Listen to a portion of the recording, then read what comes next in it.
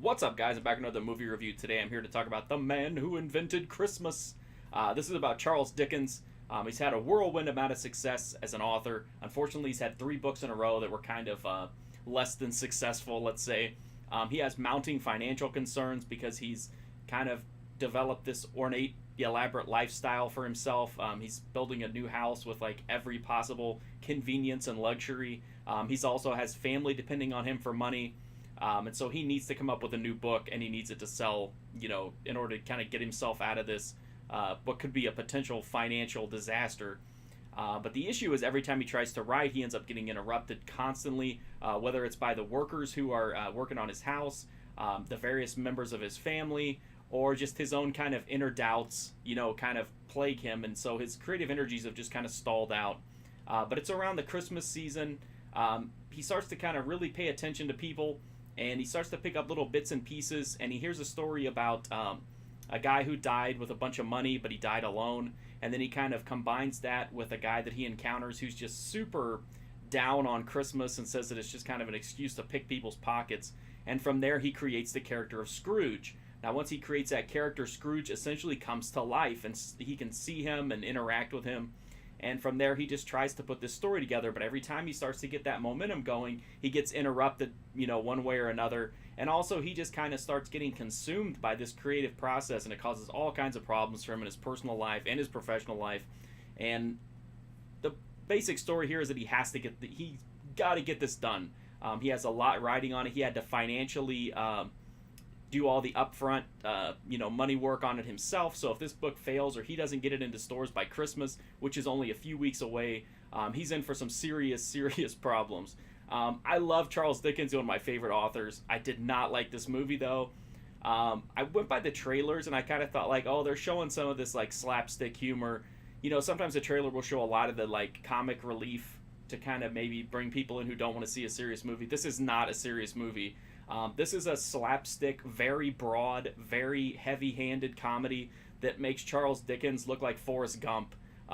He basically stumbles backwards into one of the greatest books ever written. It doesn't give him much credit for being a talented author or an imaginative person.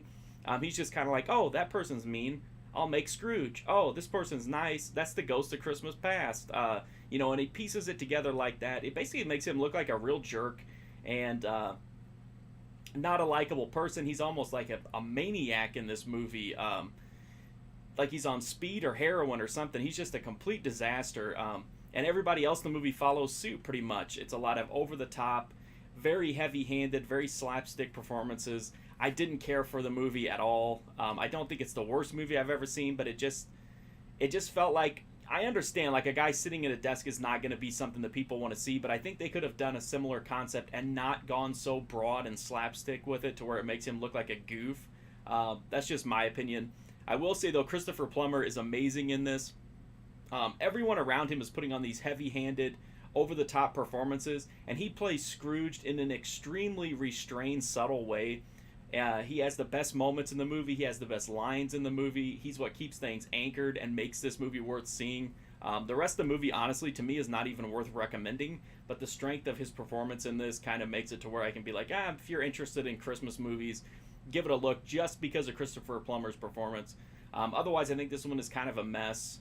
It's just so dumb, I guess, at the end. That's what I'd say. It's just dumb, and it's not very funny, and it's just not very entertaining. I love Charles Dickens. I love, like, Victorian setting. I just don't like this movie, and I really wanted to. Like, I'm definitely the premise of it, I'm definitely in the demographic, but as far as the slapstick, broad, ridiculous humor that they use in this, it's not funny, and it just doesn't suit the material, in my opinion. So I definitely can't recommend The Man Who Invented Christmas.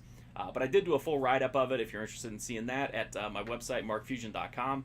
I'm also on Instagram, Twitter, Twitch, all that kind of stuff at markfusion. If you like these videos, please do drop a sub. It would greatly help me out. It's a free, easy, direct way to support me and to help me to continue to grow this channel and put up more content.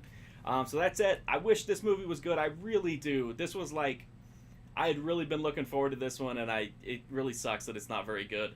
But if you like really broad, heavy-handed slapstick humor that makes one of history's greatest writers look like a real toolbox, then maybe you would like this movie. So that's my review of The Man Who Invented Christmas. Thank you so much for watching this video. I do sincerely appreciate it, and hopefully I'll see you guys soon.